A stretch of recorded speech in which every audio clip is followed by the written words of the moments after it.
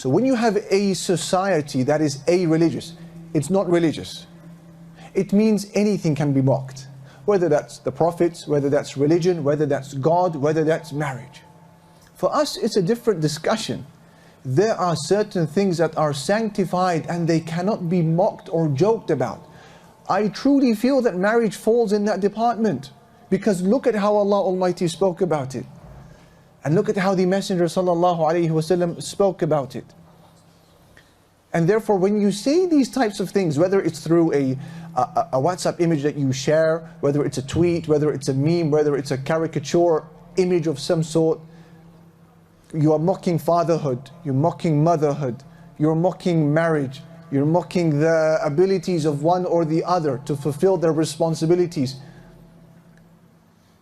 You have the young who are hearing this, or the old, and you have the happily married, or those who are not so happily married. And whether you realize it or not, you are sending subliminal messages in their mind to not take the institution of marriage seriously. It's like anything else. And therefore it should be a red line. And what surprises me personally, my dear brothers and sisters, is that a lot of these jokes are issued by so-called life coaches.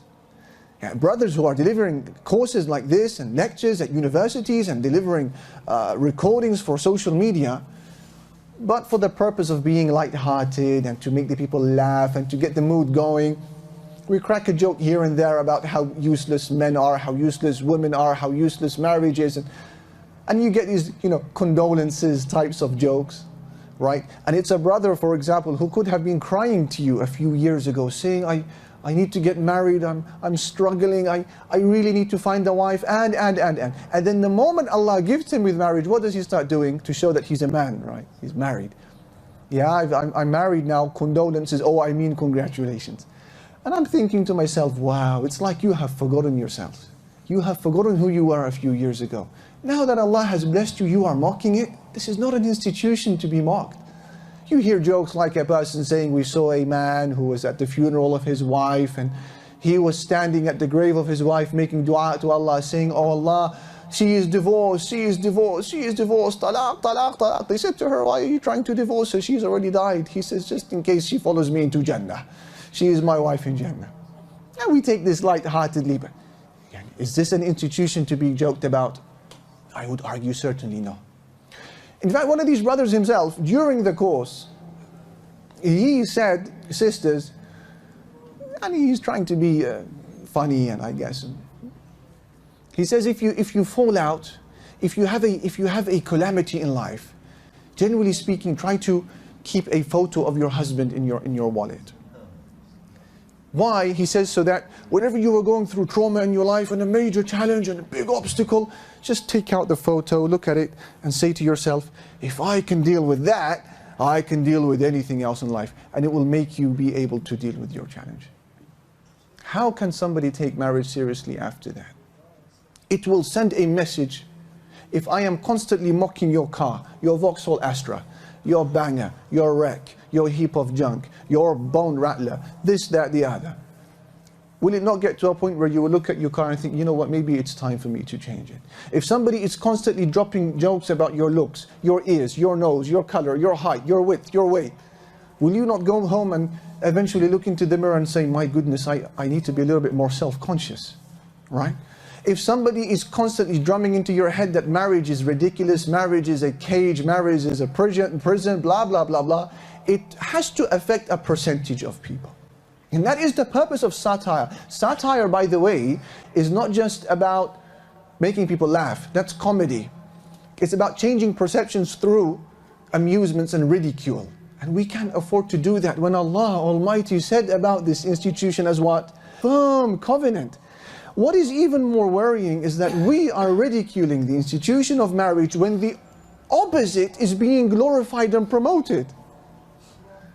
So what am I left with? If the only halal option, which is marriage, is being ridiculed, and we live in a society when the alternative is being promoted, glorified, beautified, what do we do in that situation? And even in the Muslim field themselves, when, for example, a brother who is having a hard time at home with his wife, and then he goes onto social media and he sees these beautiful reporters, beautiful presenters, carefully curated images, edited Instagram photos, what is he thinking? Those jokes, they start coming back. And similarly, a sister who may be having issues with her husband at home, like we all do with our spouses, and then she goes to the masjid, she goes to the university lecture theatre to hear an Islamic lecture, and there in front of her is a sheikh who looks 10 out of 10.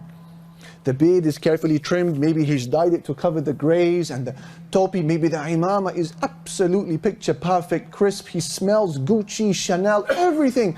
And then she begins to compare. Well, my husband doesn't speak that eloquently. He doesn't look that good. My husband's knowledge doesn't come half to this man's knowledge. And then the poor lady ends up thinking that this man looks like this 24 hours a day. Like he wakes up in the morning with the imam on his head. He comes out of the bathroom with a carefully ironed thobe. The point of mentioning this, dear brothers and sisters, is that when we are mocking the institution of marriage, even if lightheartedly, and on top of that, add another layer of complexity, the opposite is being glorified, and everything is exposed, and we can see everything about everyone's life today, what are you left with? We are left with a problem. You have James Sexton, who is a divorce lawyer, and he's been in this field dealing with custody disputes for 20 odd years. And there was an interview between him and someone called Sean Illing. Sean Illing, he said to him, in your experience, you've had thousands of people coming in and out of your office dealing with marital disputes. What is your number one bit of advice for those people who are looking to get married? And what was the advice? He said, take marriage very seriously.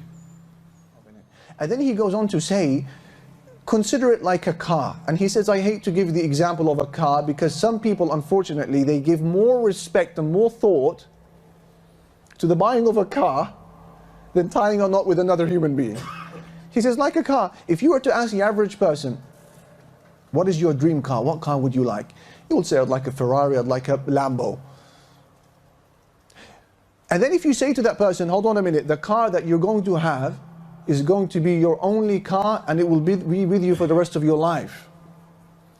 Will it be the Ferrari and the Lambo, or will he require to re-evaluate the answer? He will re-evaluate the answer. Why? Because we recognize that the car that you desire when you're 20 years old is a little bit different than the car that you desire when you're 30 years old, when you've got 2 or 3 kids now wanting to join the ride. Take the marriage seriously. And understand that this is not just about pacifying passion, dealing with the romance, with a person that you have just crossed roads with. But you are coming into one of the biggest contracts in existence, whereby when you are involved with this person, you are also involved with Allah. Remember, brothers and sisters, that this man, he is, dear sisters, your paradise or your hell. And remember, dear brothers, that this woman that you have married has taken from you a firm covenant.